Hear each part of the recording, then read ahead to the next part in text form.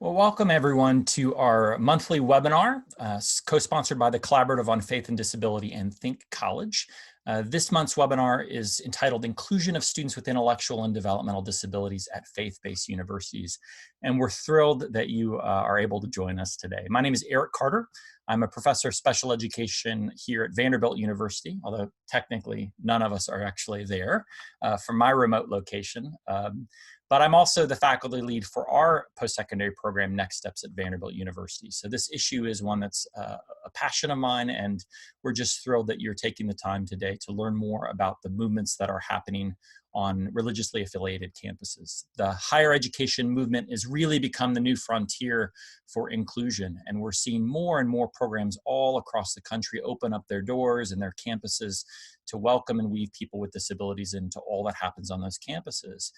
But we're particularly interested today in the movements that are happening on faith-based colleges, in particular for Christian colleges scattered throughout the Midwest and the Southeast, to learn about what inclusion looks like on those campuses, about the things that drew them to invest in that work, and about the issues and complexities of supporting a strong, well-rounded college education on these campuses for students with intellectual and developmental disabilities. So we are really glad you're with us. As I mentioned, this is a webinar sponsored both by the Collaborative on Faith and Disability and by Think College. And both of these are organizations we hope you're interested in learning more about. Collaborative on Faith and Disability is really focusing on supporting people with disabilities, their families, and others in opening up opportunities for inclusion and valued roles in all corners of our communities, including on our college campuses.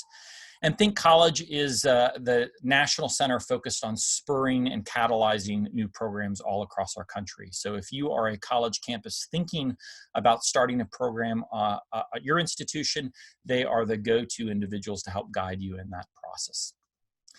So a few notes just about our webinar today. We are recording it and we will post it on the Collaborative and Faith and Disability website later today. So it's something that you can share with others at your institutions or at institutions who weren't able to be part of this webinar. And all the slides that we'll post, as well as any resources or links that are mentioned, we'll make sure we get those posted as well. Those will be on the webinar page of the Collaborative website. And all throughout the presentation, we encourage you to post questions in the chat box. We're going to hold those questions until the end of the webcast, and we'll save about 10 or 15 minutes for the panelists to field those questions. So as you think about them, don't hesitate to post those in the chat box, and we will we'll queue those up and try to make sure we have plenty of time to get to each of those. As well. And the last thing is our time is relatively brief. We have just an hour together and we have 4 incredible presenters. So we've asked them also to be brief. That will frustrate each of them as well as you, because there's so much that can be said about what's happening on their campuses. But we see this really as just the beginning of conversations for those of you who are interested in learning more. So before I turn it over to our first presenter, let me just do a brief introduction of each of them. We have 4 campuses represented and 4 really compelling programs at Union University, Lipscomb University, Edgewood College, and Judson University. So we'll begin with Jennifer Graves, who leads the Union Edges program here in Central Tennessee. Misty Parsley will then talk about her program at Lipscomb called the Ideal Program, which is based here in Nashville. And then Marissa Blackmore will talk about the Cutting Edge program based just up in Madison, Wisconsin. And down the road from her in Elgin, Illinois is Andrew Burless, who will talk about the RISE program. They're each going to talk about their programs in slightly different ways, but the guiding questions that we gave them are on your screen. What does inclusive higher education look like on your campus? So you can picture what these programs, how they're playing out. And how does that work align with their college's particular faith commitments? What's the impact they're seeing of this on their broader campus community? And then ultimately, what are some of the key lessons they've learned about maintaining and launching such a program here on their campus? So with all of that background, let me begin by welcoming Jennifer Graves, who will talk about the Union Edge program at Union. Jennifer, take it away. Good afternoon. I'm so glad to be able to share with you in this time of isolation. It's good to be able to connect at least virtually with other human beings. So thank you for this opportunity. Eric, let's kick this off. The EDGE program, who are we? EDGE actually stands for something. We wanted to name it with, so that our name actually was an acronym. We wanted to make sure that we had the points of who we are. So we stand for employment, daily living skills, godly focus, and educational enrichment.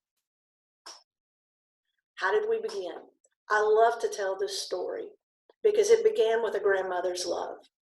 Union is a small Christian college in West Tennessee located in Jackson. And we're almost 200 years old. As a matter of fact, we will celebrate our 200th anniversary in just 3 short years. And there was a grandmother, a lady by the name of Ann Walker, who wanted her grandson to have the same type of college experience that her other grandsons were having, and that she herself had had, and her husband, because they were Union University alums. Our president, Dr. Dub Oliver, came on board about the same time that Ann's grandson, Seth, was preparing for college. And Ann started knocking on doors. She knocked on the provost's door. She knocked on Dr. Ann Singleton's door. She knocked on Dr. Atkins' door. And all of these people were interested. But finally, we had a president who was really interested. And he immediately said, yes, Ann Walker, we want to do this. So on the screen, you see our very first student, and that is Seth Ratliff. And Union is very honored, has honored our program in that they allow our students to graduate with the typical undergraduate students. And you can see that picture of Seth getting a big old hug from Dr. Oliver at our graduation. So it began with a grandmother who loved and relying on the Think College. Our stats, I've received, I'll never forget getting a phone call saying, Jennifer, let's have dinner. And little did I know that in 3 short months, I would be starting work at Union University. So in January of 2015, I went to work at Union, which is also my alma mater, and we welcomed our first cohort in August of 2015. We were challenged with becoming self-sustaining immediately. And I remember thinking to myself, Lord,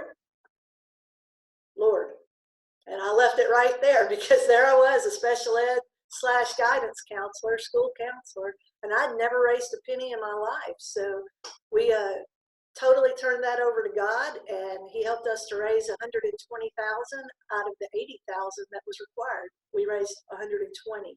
So we have been completely self-sustaining from year 1. We are a 2-year program that offers an optional bridge program. We just completed our admissions for the fall of 2020 and accepted our 6th cohort. We have graduated 23 students, and I really don't know how graduation is going to look this May, but we have 9 more who will graduate this May.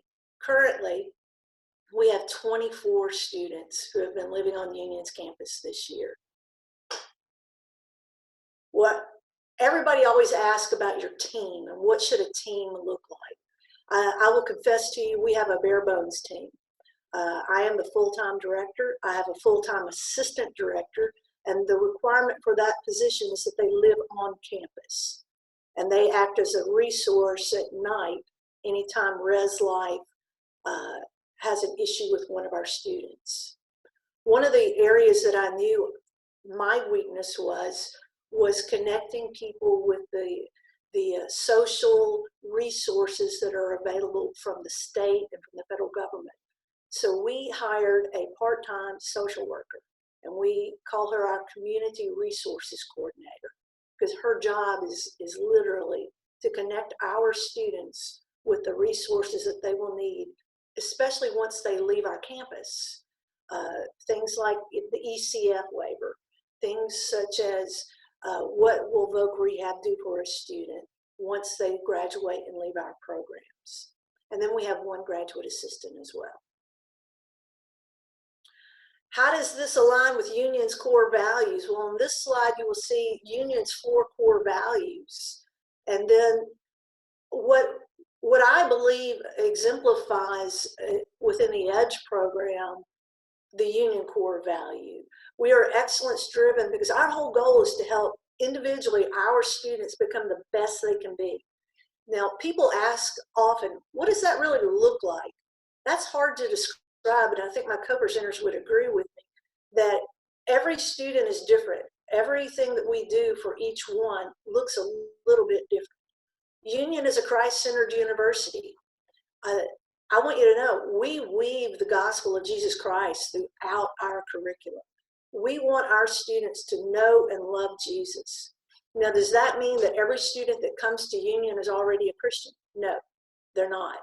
And we will have students with disabilities. I think it's very, very important that we have such a safe place for them to ask their questions about faith, because God is so abstract to so many. So we are constantly trying to show them our Jesus so that they can see what that looks like in our world. I think that one of the beauties of a Christian university is that our families know that their student is a priority with us. We are very relational. We are also future directed, because when they graduate, if they have a job and they are living independently to the best of their ability, then we have been successful as a program. What is our impact in the community? Oh my goodness. Ed students are throughout Union University's community. It has been interesting to watch and see how Union students relate to them and interact with them. It has been an awesome experience. I think most of you that are on a Christian campus know that Greek life often looks very different for us than it does for the typical state schools. So we have our students who are a part of Greek life. We have students who are in choir, they're participating in intramurals. They're in the life groups with the typical undergraduate students. That's required of all freshmen at Union. Therefore, it's required of all Ed students. Mentors, whether it's at Union or Vanderbilt or anywhere else, are future employers. So their interactions with our students are impacting what their future it looks like at their future companies. When you go through Jackson, Tennessee, you can stop at Old Country Store. You're going to see a couple of our students there. You can stop at daycares. You'll see some of our students at various daycares. You can stop at Pick Sweet. And by the way, go buy Pick Sweet frozen vegetables. They're still in the store because they hire our students. There are lots of companies here in Jackson, West Tennessee Healthcare, who are helping us each and every year with our students. So our students are coming in contact with the community. Those people in turn become more comfortable with people with disabilities, and those barriers, those fears of the unknown start to dwindle. Another thing that we try to do each year, in the fall, we help host the West Tennessee Down Syndrome Association's Buddy Walk, and all of our students go out and work with that. And then in the spring, we host, along with Inglewood Baptist Church here in Jackson, the Royal Ball. And this is a special needs prom that is held each spring for all the local high schools. We invite everybody in the adjoining counties who has special needs to bring their students and come to this free event. It's held at a local place, and it is really, really cool. Key lessons.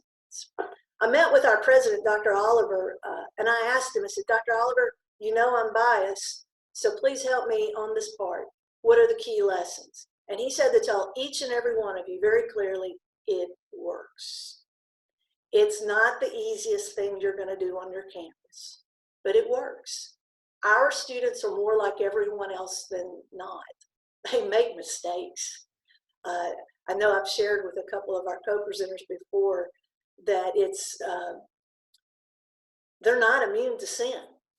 They're going to fall on their faces. You're going to get called into your provost office from time to time. Jennifer, did you know? Why, yes. Not everyone who starts the program will finish. It's not for everybody. Make sure the parents understand that the goal is work. You're not coming there to just socialize. Those social skills are one of the top priorities in our program, working is the number one priority.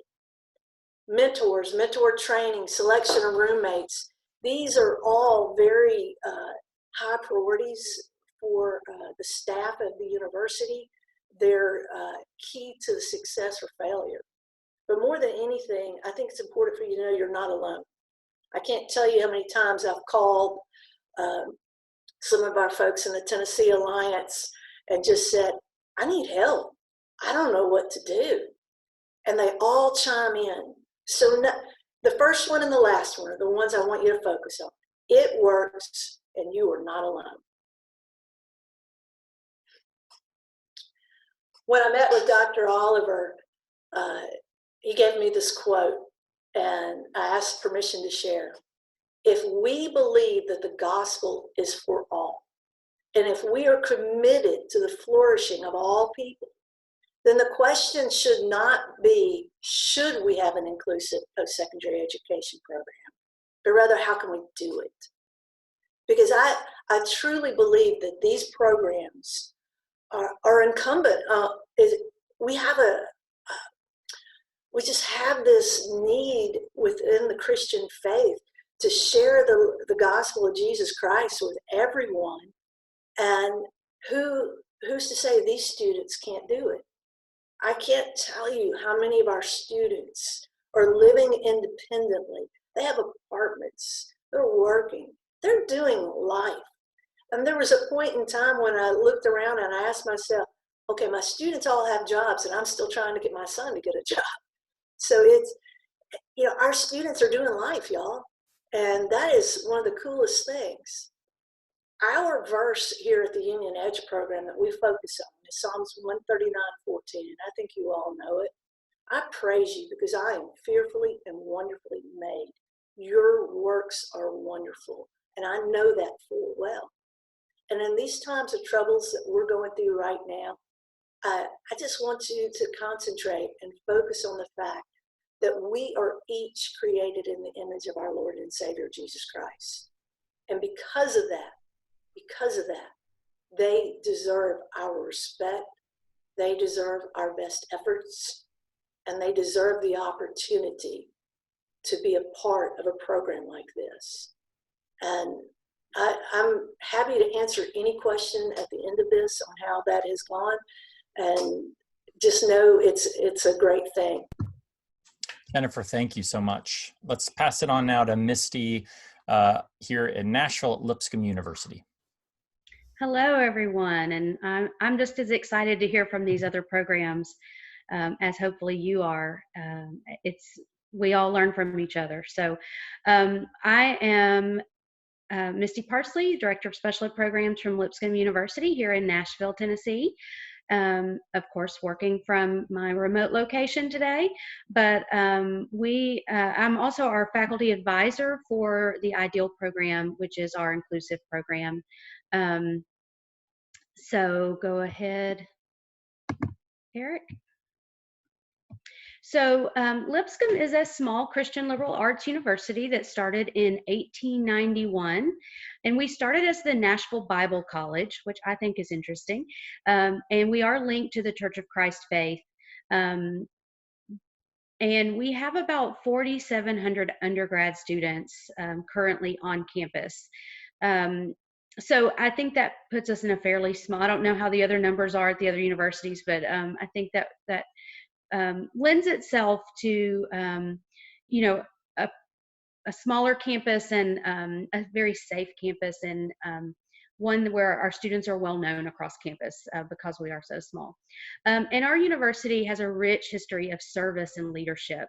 And I don't really have time to go into a lot of detail on that, but it is definitely two pieces of our university that are valued and that are seen throughout all departments on campus. So we started, we took our first group of students in January of 2014. We started with 3 students. And the year before that, about 13 or 14 months actually before that, my dean at the time came to me and said, had I heard of the Vanderbilt Next Steps program that is literally 3 miles down the road from us. And I hadn't. I had only been at Lipscomb about a year at that time. I had come from the school system and had always wondered what options would be available. I'd had parents even ask me, would you please start a program at Lipscomb? But at that time, I didn't know these programs existed.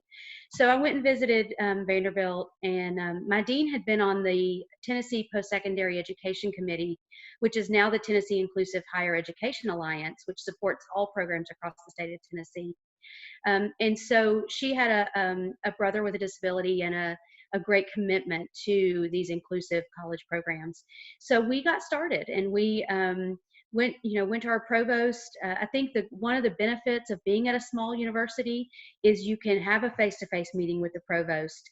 You can pick up the phone and call the registrar, and you have all these people at your fingertips that are usually very willing to help. So I think there's a great benefit there. So we got started. We do have a 2-year program with an optional 3rd year right now. The 3rd year students live off campus. We added residential in 2017, so we did not start that right away, but we do currently have 19 students and 14 lived in the dorms this year. And we have 35 graduates with a 90% employment rate, with that employment being at least part-time and above minimum wage. So our model is inclusive, and one of my tips at the end is that you start inclusive. That's the purpose of these programs. Is it's not for them to be in a separate classroom on campus, but to be included with traditional students throughout the day, doing what those traditional college students do. And so about 85 to 90% of the day or more is spent with traditional students. They are full members of campus. They have student IDs. They go to the student activity center, the cafeteria, they have access to health services and counseling services. They get transcripts, when they graduate. So they are full members of campus. And each student takes 12 hours of coursework. 6 of those hours are audited university courses, and 6 of those hours are non-transferable credit courses that are our specialty courses that focus on communication, social skills, employment skills, technology, things like that. Definitely our peer mentors are the backbone of our program, and you'll kind of hear that theme as I talk. They are study mentors, lunch mentors, chapel mentors, workout buddies. They help us in the evenings with studying and social events.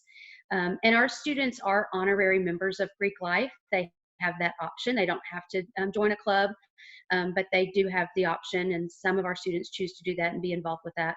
And then we do have intramurals and clubs. Our students, again, can participate in anything on campus. So as far as the integration of faith and service, like Jennifer said, to me, this just made sense to start a program like this on a faith-based campus. But I wanted to point out a couple of our unique pieces.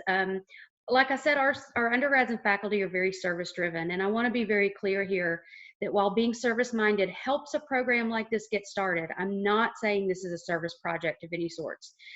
Our students quickly became a part of campus, and our traditional students don't think of working with the ideal students as service hours or a service project. But it is a place where we see our traditional students wanting to be very involved with Ideal because of that service-minded philosophy that they have. We do have a couple of unique programs. We have something called the Joshua Project, the Joshua Project pairs our freshmen with upperclassmen or faculty and walk through spiritual materials in that first year and mentor them throughout their first year. And so Ideal students do participate in that. It gives them an opportunity to have that mentorship in their years on campus as well. We also have chapel twice a week, which is probably typical of a lot of the other programs on today. One day is the whole campus, and one day is breakout chapels. And that's where we really get to see our students shine, and we get to see that, their focus on Christ, and they lead songs and they lead prayer and worship, and anybody can come to that chapel. I've had faculty and staff tell me they go and it's the best part of their week, watching our students lead chapel and worship, just even worshiping alongside our students. So, and then we also have something called SALT, which is Service and Learning Together. And this is a graduation requirement, but again, our students, it's a great way for our students to learn about IDEAL, but it definitely, once they learn through SALT and they get their SALT hours, they continue typically as a peer mentor because they enjoyed it so much, even without getting any kind of service credit. So impact on our community. I wanted to talk about a capstone project that was done at our university in 2016. We had a group of EDD students who conducted research on the impact of IDEAL on our campus.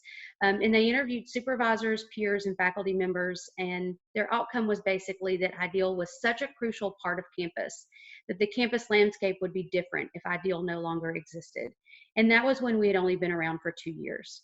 So I think that it's safe to say we have IDEAL has a huge impact across campus. And you know, our peers say they become friends and they become better humans as a result of knowing our students. They learn perseverance, patience, and kindness from our students. And we work with lots of different academic departments. And, you know, I have the same philosophy Jennifer has, that we are training future employers and future employees, from medical personnel to counselors to dietitians. You know, I see every interaction with traditional students as a chance to change the future of our students, because we've now trained people to be out in the community with individuals with disabilities. The impact on staff, our staff work as supervisors in our internships, which I did not include as part of our program components, but we do have internships every semester. And our staff work as supervisors. They learn to be a better boss. They learn to be better coworkers. It's been amazing to watch them learn to break down tasks and create visual schedules. And they really say they help all of their student workers, which is great. And then the impact on our faculty say that IDEAL students add to their classes. They make them a better professor. They've learned about universal design for learning and have learned to make sure our IDEAL students participate in their classes because they see the value in their participation. And then lastly, lessons learned. And it's hard to pick. And I'm always happy to have conversations. You know, I've said a couple of these already because I knew my time would be short. So one thing I want to say that's not on here that Jennifer also mentioned is ask for help from existing programs. We all share. We all want more spots. We want more options for students. People ask me all the time, with Vanderbilt being right down the road, about the competition between us. But the reality is, we don't have enough spots for every student who applies. And to see a student get to choose what part of college do they want to, or what are the components of college that they want to participate in. So to have a choice between a faith-based university or a state university or a Catholic university versus a Baptist university, you know, there's options, and we all want students to have more options. So we help, we do tours, we invite programs to come and bring your faculty, bring your president, bring whoever needs to see these programs in action, and learn from us, because we can teach you some things about the lessons that we've learned. And then also getting those traditional students behind you. They are our biggest advocates. If there was ever a suggestion that IDEAL wouldn't exist anymore, I think our traditional students would definitely protest that. They enjoy being a part of the IDEAL program. And it's okay to start slow or start small. We started with 3 students. We were able to work out a lot of kinks. We also added residential later. But we want that to be a part of programs, because the growth that we see in our students who get the option to live in the dorm is huge. And so it is super important.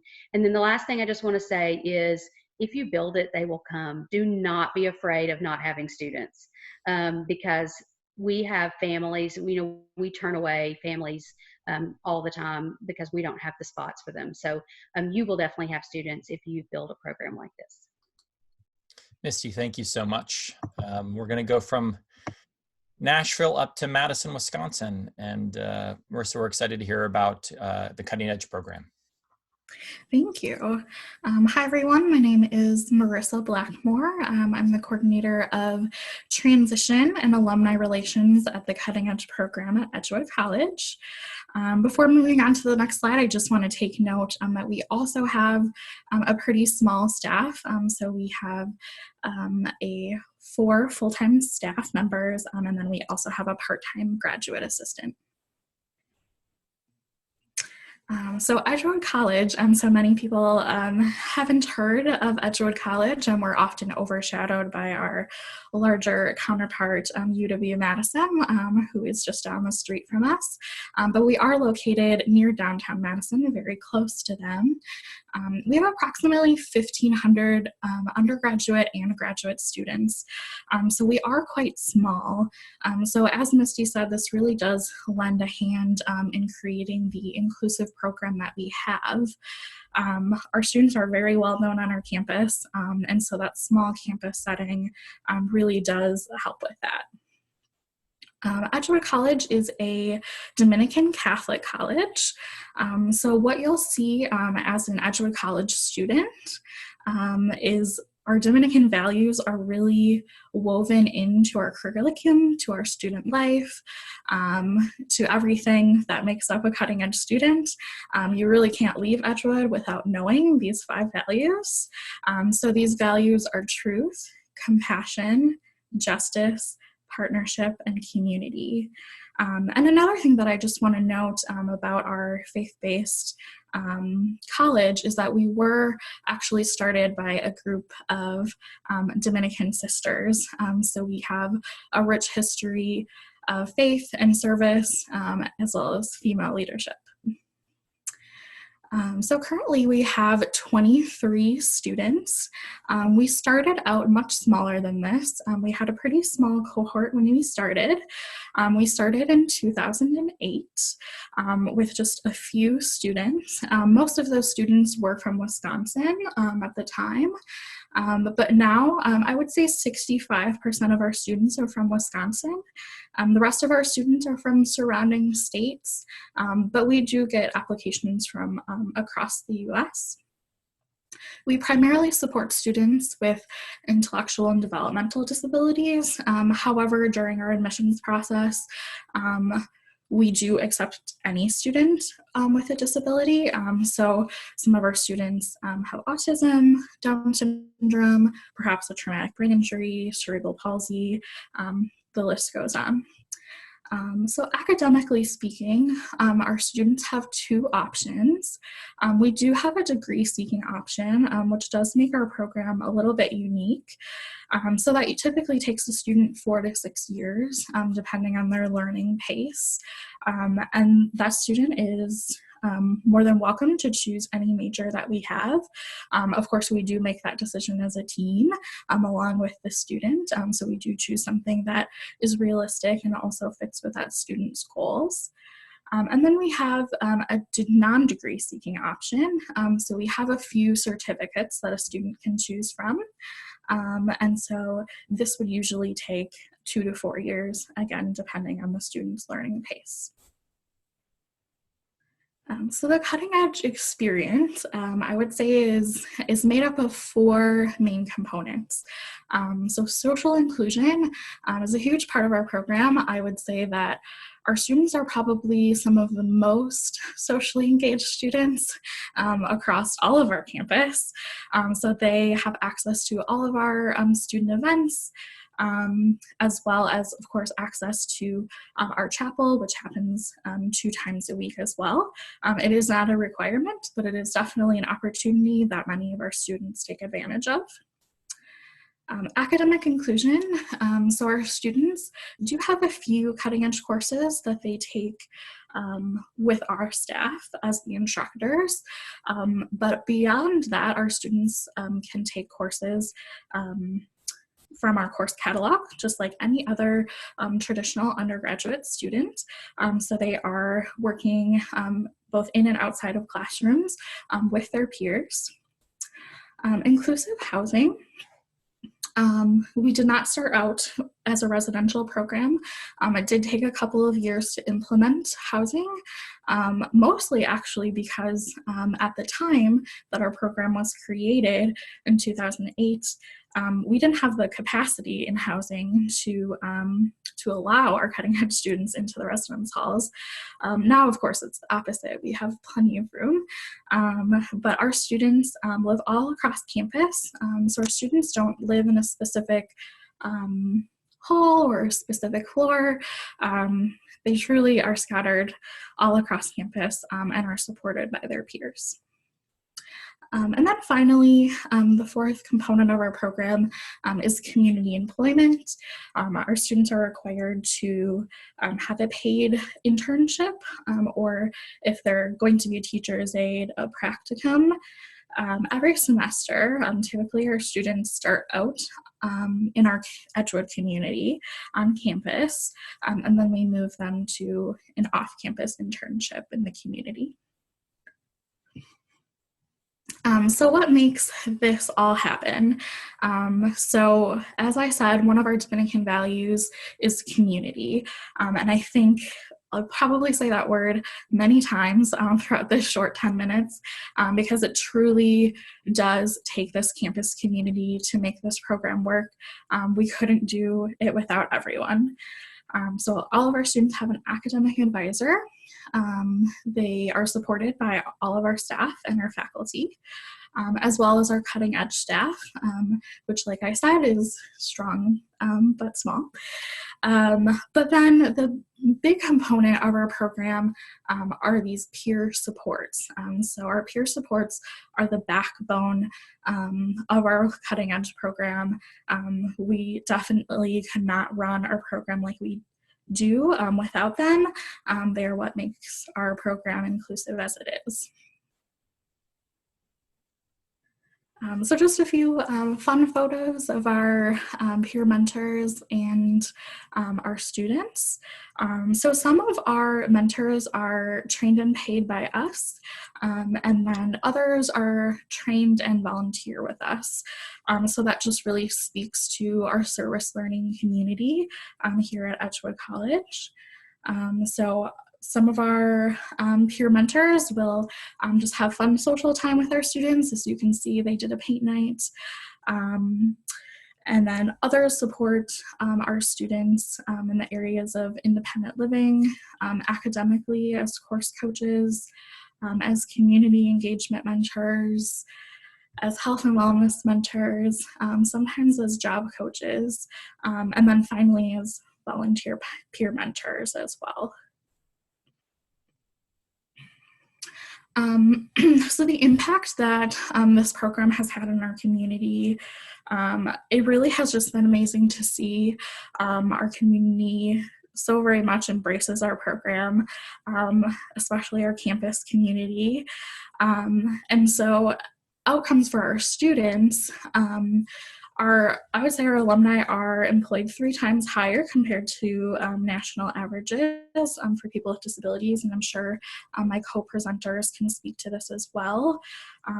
About 85% of our alumni are employed, and 80% of our students are living independently. We do often get asked the question, why isn't that 100%? And my simple answer is that some of our students who go through our program are medically fragile and really aren't able to hold employment or to live independently. And we do have 55 alumni, soon to be 60 after this commencement. So then to just tie in all of these values within our program, so the value of truth, our students seek the value of truth through intellectual engagement, through instruction and learning, both inside and outside of the classroom. They're also experiencing this with their peers and their interactions and skill development with their peer supports. We also have something called the CORE program at Edgewood College. So those are 3 core classes that all of our students need to take. So Core 1 is a class where the student learns about their identity, their values, their beliefs, their spirituality. Core 2, the student connects their learning to the community. So usually they do some sort of field experience, some sort of community engagement experience. And then Core 3 is connecting their learning to action and that action to how they're going to impact the world. Compassion, our students absolutely volunteer in the community. We have a great volunteer club here on campus, and then we also provide civic engagement opportunities for our students within our program as well. And our motto here at Edgewood is heart speaks to heart. So I just wanted to add that in there as well. The value of justice, our students are taught to be self-advocates, and we talk about that a lot in our cutting edge course. So our students can be seen giving presentations, advocating at public speaking engagements, not only them for themselves, but also for others. And then partnership and community are our last values here, and that's really what brings our program together, as I've said before. So Cutting Edge is really embedded across our campus in all departments with all of our faculty and all of our staff. And then in the community, our students are involved in organizations, employment, social groups. And then finally, we did do some research a couple of years ago about our little Edgewood community, and we found that 98% of our undergraduate and graduate students felt comfortable with our students from the Cutting Edge program. And I think that just really speaks to our Dominican Catholic values and all of these wonderful values that I just spoke of. Thank you, Marissa. We'll go, I guess, down the road from you, from Madison to outside of Chicago, to Andrew at Judson University. Yeah, thank you, Eric. So I'm Andrew Burless. I'm the Assistant Director for the RISE program at Judson University. So Judson University, we are a 4-year Christian liberal arts university in Elgin, Illinois, a suburb of Chicago.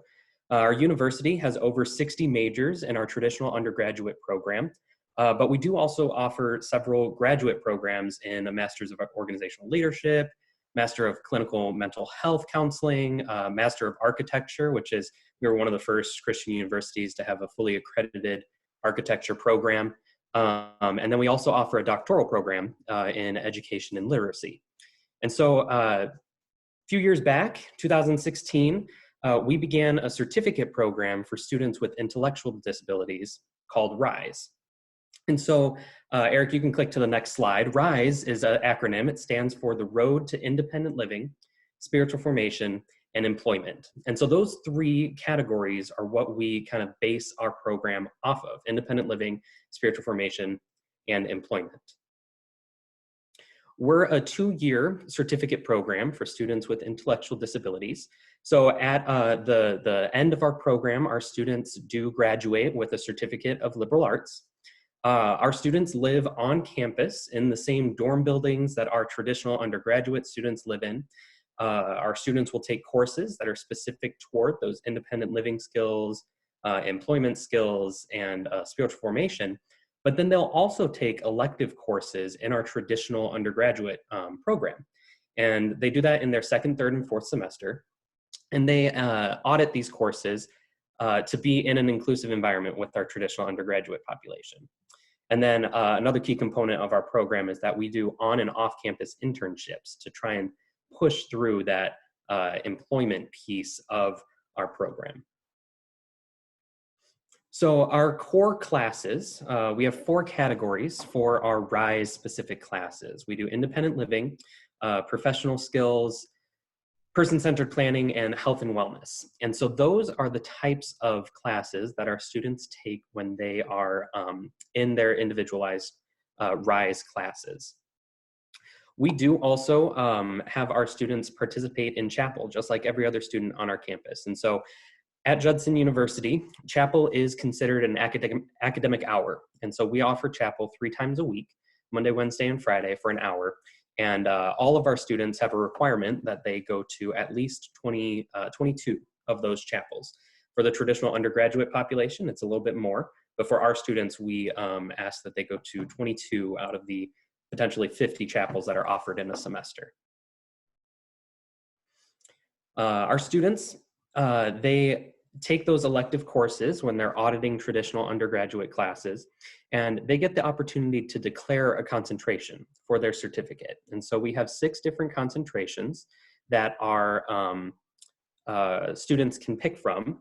And so they declare that concentration in their first semester. We work with them to figure out what their interests are, what their skill levels are, and then try to help them decide which concentration they'd like to go in. And then we gear their traditional undergraduate classes toward those interest areas. When our students are auditing those traditional undergraduate classes, they're not required to complete all of the coursework. They're not required to do all of the tests to the degree that the professor's looking for. They are auditing the class, and so they're not going to receive a letter grade at the end of that course. What they do receive from our program is a pass no credit for that specific course. And the way that we go about that is, are they attending their class on time? Are they participating appropriately within that classroom environment?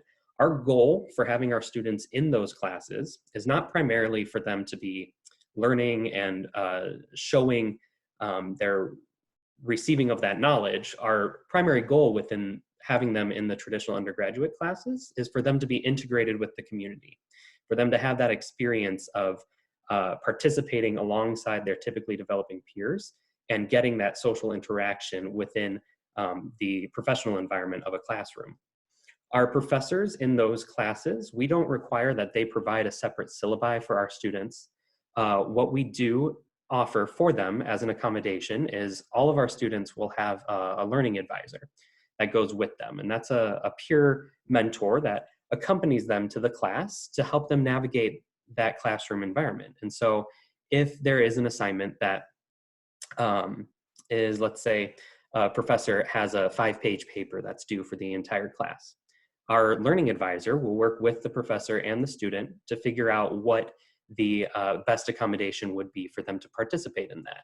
And so maybe that's write a 1-page paper, or maybe that's give me a paragraph on this topic. It's a way for them to engage with the material at a degree that they are able to engage with that material at. And so we also do on and off campus internships with our students.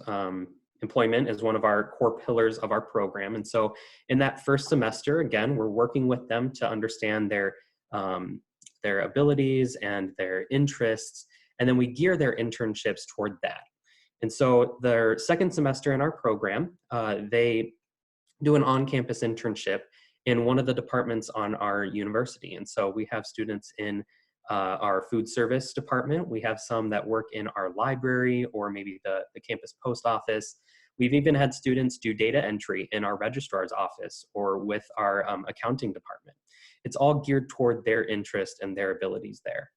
And then in their second year of our program, their third and fourth semester, we go out into the communities. And so we have a full-time vocational coordinator who works to develop these internships for our students. And so we've had students working at a local hospital around here, either on their environmental services department or with their food service department. We've had students work at the local library in Elgin, as well as Boys and Girls Club or local school districts. It's all geared toward what their interests are and what they want to be potentially moving forward with as a career after graduation. And so the biggest part of our program, one that kind of is essential for us doing what we do is we provide supports for our students in terms of student advisors. And so we have 3 types of student advisors that we employ for our program. These are traditional undergraduate students who are employed by our program to support our RISE students. We have resident advisors who work with our students in the dorms, help them navigate roommate situations, help them understand how to get, if work orders done, if something's happening on the campus, help them be engaged in the social interactions of the dorm, like small groups or campus events. We have learning advisors that accompany our students in their traditional undergraduate class. They work as a one-on-one. They can take notes, proctor tests, help modify assignments with the professor in those classes as well. And then we do also provide vocational advisors for our students in their internships. And so whether it's on campus or off campus, these advisors go with them as a job coach to help them make sure that they're trained appropriately, understand the tasks that are being asked of them, and then work alongside them to make sure that those tasks get done appropriately. We have about 30 traditional undergraduate students who are hired by our program.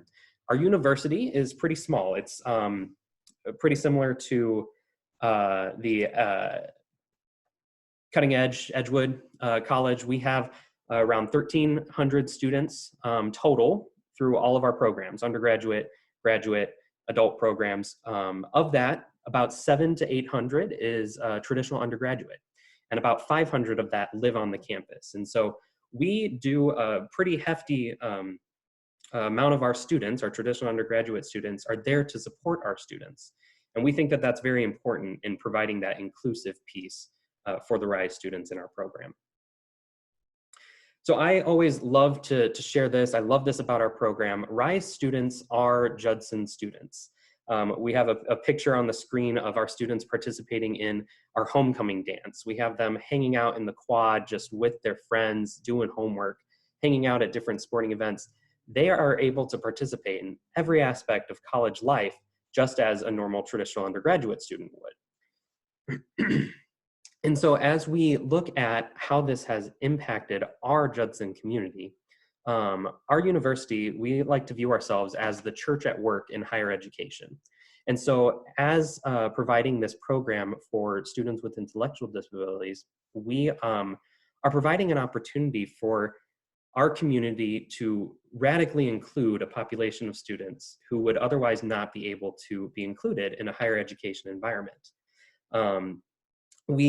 Our students have made an impact on our staff and our faculty and our student body's view of the body of Christ. They're seeing how disabilities are a representation of diversity within the body of Christ. And so they're able to really broaden their view of what the body of Christ looks like. And then just as some of our my other co-presenters have said, traditional undergraduate students, they're future employers.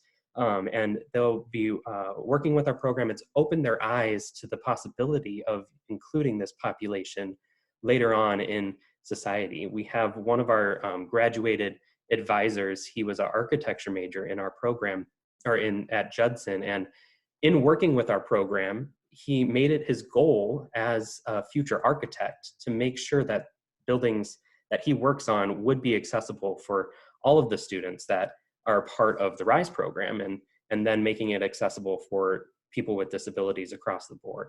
And so that's just one way that it's been impacting our student body. And then lastly, I wanted to give you a few things to consider as you might be looking at potentially putting a program like this in place at your universities. Families of students who have intellectual disabilities, they want a faith-based option. There are a lot of opportunities in just around us in Elgin of state schools or non-faith-based institutions that have programs like this, but being faith-based really does set us apart, and it provides an extra set of assurance for the family that their student is going to be working toward the type of life that they're looking for after graduation. Supports from our traditional student body, that's critical for our program to provide inclusion for our students. Faculty and staff, they might be a little apprehensive at first, but assure them of the benefits. You know, our students are the ones that ask the questions that other students wouldn't want to ask. They provide an opportunity for others to show compassion and show love, show the fruit of the Spirit in their own lives. And then lastly, just a tip as we go through this is that we always want to make sure that our program goals are clear to our families when they're coming in. And so we don't want them to think that something is different than what we're trying to offer, because not every student is going to benefit from our program specifically the way it's set up. And so as you develop your programs and you set up your programs, it's going to look a little different than some of the others. But make sure that you're clear on the goals of your program specific for your students. Thank you, Andrew, and thanks to all the presenters. That was, I know, a brief snapshot of 4 unique and intriguing and compelling programs, and you probably have many, many questions for all of them. We want to turn now to just fielding a few of those, at least in the time that we have. So I'll pose these out, and we'll just have 1 or 2 of our presenters speak into this. One of the questions related to the extent to which students in your programs are restricted on the courses they can take beyond what restrictions would be on any student taking a particular course. I'll jump in on this one. It's always a challenge. We have an initial list of courses and professors that are always open to our students and work well with our program. We tell our families that if there is an additional course that your student is interested in, we are more than happy to go and communicate with that professor, talk about that particular student, and ask for permission. Now, here's what I would say to you. If you have a professor who does not want to cooperate with your program, don't force the issue. Let them sit back and watch for a while. I know that we initially started with one who is now our biggest advocate. He will go to anybody and tell them about our kids and our program. But initially, he was like, no, this would be dangerous. We do not need them in the television production studio. And next thing you know, he's doing an entire documentary on one of our students and is loving it. So be patient with them. People are typically afraid of what they don't understand. Thank you, Jennifer. One of the questions came up about tuition, and I know every one of your campuses has different tuitions for students who go typical undergrads. Could a couple of you speak to whether your tuition is the same as any other typical undergrad, or is there added fees or anything or is it a lower cost? I can speak for the RISE program. We've taken a strategic approach to our tuition, and our university has backed our program to say that all institutional aid is provided up front. And so there's no lowering of the tuition for our students or offering extra supports from an institutional standpoint. We've put that all up front, which brings our costs down significantly for those students. And so we're probably about $10,000 less than a traditional undergraduate program. We are also certified as a comprehensive transition program, so our students can receive monies through the free financial or the FAFSA forms and get money through the federal government that way, through the Pell Grant, and for Illinois through the MAP Grant. And so we do offer that as well as some additional private foundation scholarships. So there is some additional aid there, but we've taken that strategic approach to lower the cost for our students in particular. Okay. And I think others you can reach out directly on them as well. One of the common concerns around questions that come up around these types of college programs for students with intellectual disability is whether there's any resistance to admitting people who would not, quote unquote, be otherwise qualified for that program. And so how have you responded if that's come up from administrators who said, well, why would we take this subgroup of students and not others who are also maybe don't meet our admissions criteria? Has that come up, and kind of what's your response?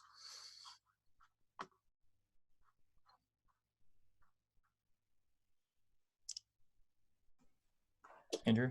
Yeah,